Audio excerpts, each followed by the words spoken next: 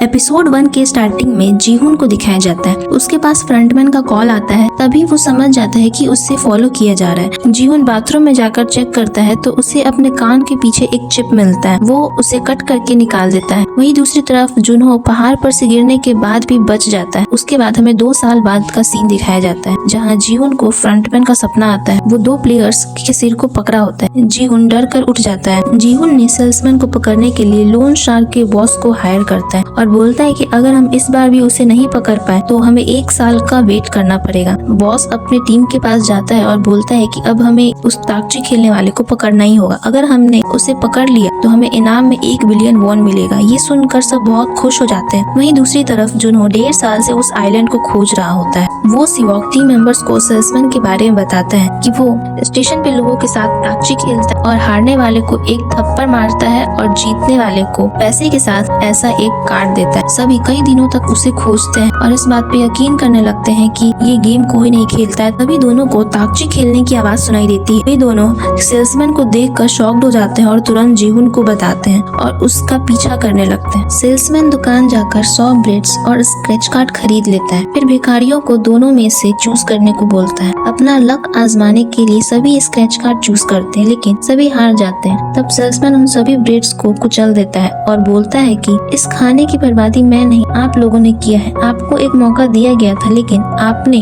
खाने की जगह अपनी किस्मत को चुना। और फिर वहाँ से निकल जाता है। वो सिवॉक और उसका बॉस दोनों उसका पीछा करने लगते हैं। जीहुन जब तक पहुँचता है तब तक सेल्समैन दोनों को मार के बंदी बना लेता है और उनसे रॉक पेपर सीजर्स खेलवाता है और अपने गन में एक बुलेट डालता है। जो हारेगा उसे वो शूट कर देगा। लास्ट राउंड में वो सिवॉक रॉक निकालता है और बॉस सीजर्स और पेपर निकालता है। अगर वो सीजर्स को हटा देता तो वो जीत जाता, लेकिन वो आगे नहीं खेलता और डिस्क्वालीफाई हो जाता है और उसे शूट कर दिया जाता है। जब जीहुन घर पहुंचता है तो देखता है कि सेल्समैन वहाँ पहले से ही मौजूद है। इसी के साथ पार्ट 1 यही खत्म होता है। मिलते हैं इसके नेक्स्ट पार्ट में, तब तक के लिए बाय।